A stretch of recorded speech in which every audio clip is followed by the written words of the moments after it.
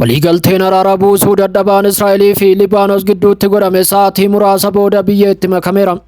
Galmoota paarlaamaa Israa'el irraa kaasee haga koriidarii aangoo olaanaa Waashingitanitti waadaan dippiloomaasii dhukaasa dhaabuu sarara duraatiin gubachuun daarateera. Tiyaatira waraanaa ba'aa giddu galeessaa sadarkaa hamaarra gaheera. Yeroo kana mariin dippiloomaasii sibiila waraana hin sochooneen guutumatti gubateera. Bakka ajaja dhoksaanitti kennamu Teheraan irraa kaasee haga daangaa kaaba Israa'el dallaa cimaa qabutti sarroonni to'annoo addunyaa caccabaa jiru. Qilleensi urgaa hidhannoo abidda gubaa jiru furdateera. Hooggansi guutuun naannichaa waraqaan osoo hin taane humna sibiilatiin dorgomuu itti fufeera. Ministeerri muummee Israa'el Beniyaamin Netanyaahuu fi qondaalonni nageenyaa biyyaalessaa Israa'el lubbuu isaanii baraaruuf jecha baqachuuf dirqamaniiru.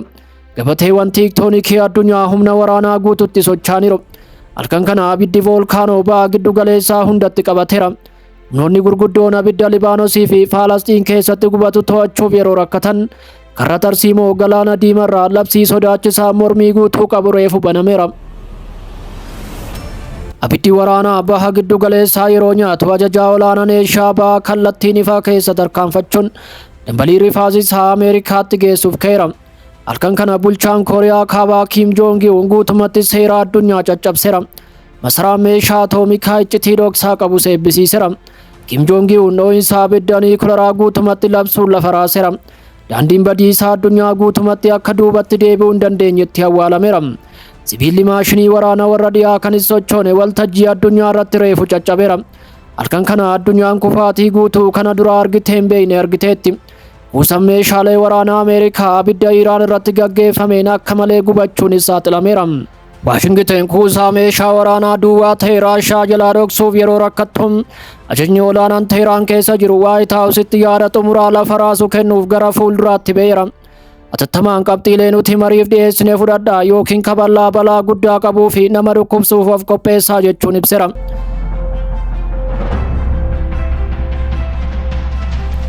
Mootummoonni Israa'elii fi Libaanos yeroodhaaf bu'uura dhukaasa dhaabuu jaarsummaa Ameerikaatiin taasifame irratti erga walii galanii sa'aatii muraasa booda waliigaltichi guutuun ciccirameera.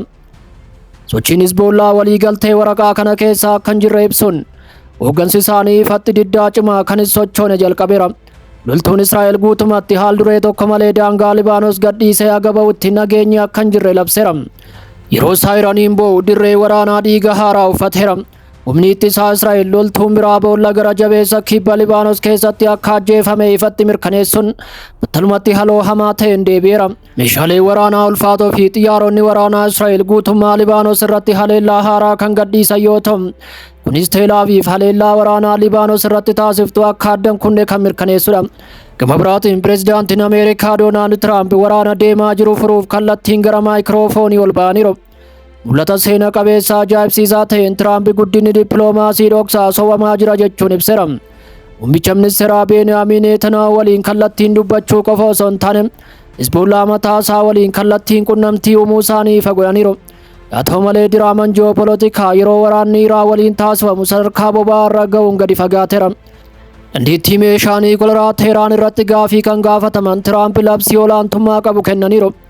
Yuraaniyeemii badhaadhina qabu Iraan keessaa fudhachuuf waliigalteen illee nuun barbaachisu kan jedhan pireezidaantichi yeroo ammaa kana Iraan seennee fudhachuu dandeenya turre jechuun osoo barbaanne humni nu dhaabullee hin jiru jedheera. Haa ta'u malee tarkaanfii kana fudhachuuf sababni akka hin jirreef niikuleerri Iraan gadi fageenyaan awwaalamuu himeera. Kana malees Waashingiten Iraan waliin yoo waliigaltee uumte hoogganaa olaanaa Iraan Moojtaba Khamenei waliin wal arguu akka barbaadaniif kabajaan akka isaan simatan ifa godhaniiru. Dabaluunis Iraan mo'achuun dandeettii cimaa akka gaafatu ibsuun Iraan biyya addunyaa irratti humna waraanaa cimaa qabdu ta'uu yeroo jalqabaaf ragaa ba'aniiru. Kana cinaatti tiyaatirri waraana ba'aa giddu galeessaa sadarkaa hamaarra gaheera. Yeroo kana mariin dippiloomaasii sibiila waraana hin sochooneen guutumatti gubateera. Bakka ajaja dhoksaanitti kennamu Teheraan irraa kaasee haga daangaa kaaba Israa'el dallaa cimaa qabutti sarroonni to'annoo addunyaa caccabaa jiru. Qilleensi urgaa hidhannoo abiddaan gubachaa jiru furdateera. Hooggansi guutuun naannichaa waraqaan osoo hin taane humna sibiilatiin dorgomaa jira. Ministeerri muummee Israa'el Beniyaamin Netanyaahuu fi qondaalonni nageenyaa biyyaalessaa Israa'el lubbuu isaanii baraaruuf jecha baqachuuf dirqamaniiru. Netanyaahuu waraana isaanii faamilee kennuuf daangaa kaabaa daawwachaa yeroo jiranitti samiin akka tasaa diroonii Hizboollatiin uwwifamuun gabaafameera. Saayiraniin akeekkachiisaa qubsuma sana keessaa yeroo iyyuu muummichi ministeeraa kallattiin rukuttaa jalaa miliquuf gara holqa lafa jalaatti fiiguuf dirqamaniiru. Miidiyaaleen Israa'el reefu taatee nama namne kan iccitii olaanaa qabu saaxilaniiru. Kana dura dirooniin Hizbollaa kibba Libaanos keessatti konkolaattota ajaja olaanoo waraana Israa'el Meejar Jeneraal Raafii Miiloo kallattiin rukutaniiru. Dirree waraanaa qaamaan gubachaa yeroo jirutti eeboo mataa waraanaa guutuu kan qabdu Iraan ajaja sochooniif naannoo raasuu dhiyeessuuf gara fuulduraatti tarkaanfatteetti. Koreen eegdota warraaqsa Islaamaa ibsa ofiisaa baaseen bu'uura dhukaasa dhaabuu USA'n deeggaramu guutumatti kuffiseera. Kontiraata Hizbollaa harka kennachiisuuf dhiyaate jechuunis tuffateera. Koreen eegdota warraaqsaa haga Israa'el haleellaa ishee guutumatti dhaabdutti akkasumas daangaa Libaanos keessaa loltoota ishee baastutti guutumaan ba'a giddu galeessaa naannoo waraanaa sochiirra jiru ta'ee itti fufa jechuun labseera. Gabateen tiiktooniikii addunyaa humna waraanaa guutuu socho'aa jiru. Halkan kana abiddi voolkaanoo ba'a giddu galeessaa hundatti qabateera. Humnoonni gurguddoon abidda Libaanosii fi Falastiin gubatu to'achuuf yeroo rakkatan karaa tarsiimoo galaana diimarraa labsii sodaachisaa mormii guutuu qabu reefu banameera.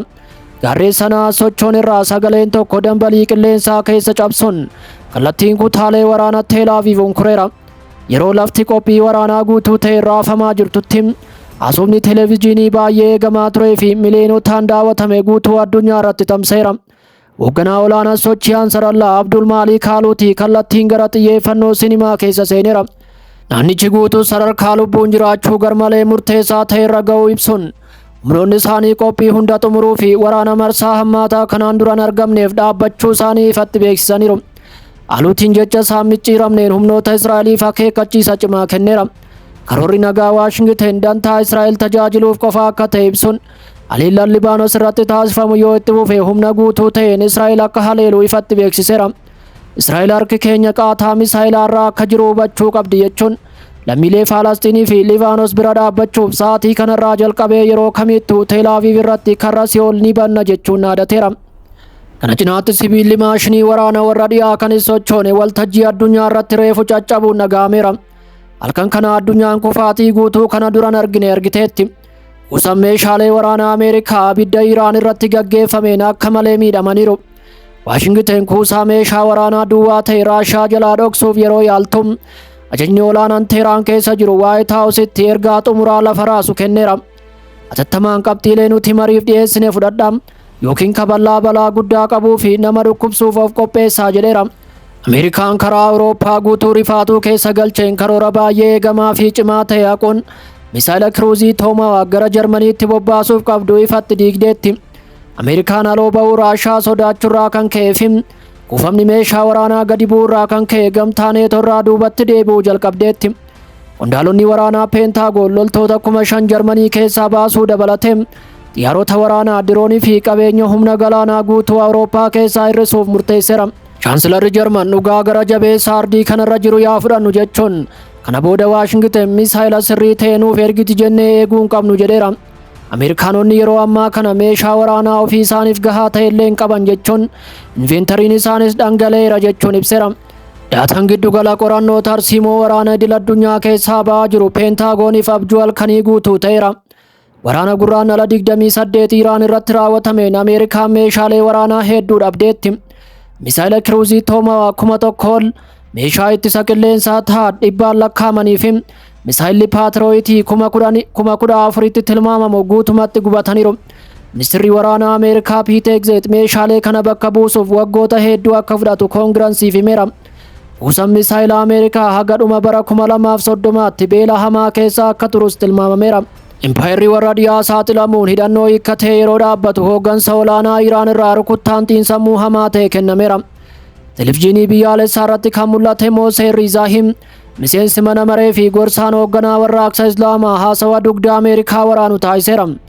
Bulchitoonni Waayit Haawus keessa jiran dadhabbina ofii isaanii yaa ilaalan jechuun gantummaan keessan inni jalqabaa yeroo waraana guyyoota 12 ture, inni lammaffaan immoo yeroo waraana Ramadaanaa ture. Ammas dhukaasa dhaabuun xumuramee guyyaa tokko booda dooniiwwan keenya irratti uggura humna galaanaa seeraan alaa kaa'attaniittu. Kuni kallattiin labsii waraanaa fi gantummaa guutuu dippiloomaasiiti jedheera. Ifatti nu dhagaa Waashingten qabxiilee marii Iraan dhiyeessite fudhachuu qabdi.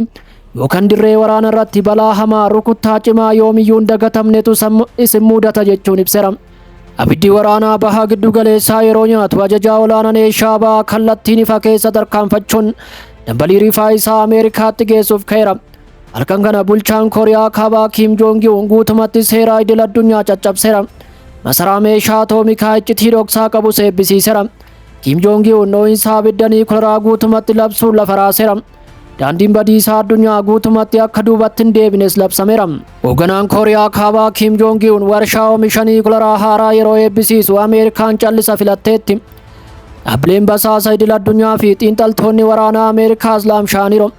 Bakki dhokataan kun warshaa badhaadhina yuuraaneemii guddaa xumuramee fi masaraa gaarreen keessa gadi fageenyaan dhokatan ta'uun mirkanaa'aniiru.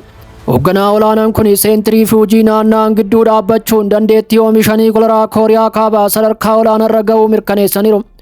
Kim Joong Un dhaadannoon Ameerikaa hundi mataa niikuleeraan deebii akka argatu ifatti dhaadateera. Waashingteen kuusaa yuuraaneemii Iraan badhaadhina qabu to'achuuf abdii kutannaa guddaa yeroo yaaltutti Pyongyang seerri idil addunyaa durii guutumatti akka du'e agarsiisuuf gara fuulduraatti tarkaanfatteetti. Mataa waraana niikuleeraa kudhanootaan lakkaa'aman duraanuu misaayilota keessa kan kaa'aman yoo ta'u, Iraan gama ishee mariin niikuleeraa kana booda minjaalarraa akka bu'e irra deddeebiin himteetti. Egaa kabajamtoota hordoftoota miidiyaa JSS Afaan Oromoo odeeffannoowwan wayitaawoo sa'aatii kanaaf qabanne kanuma.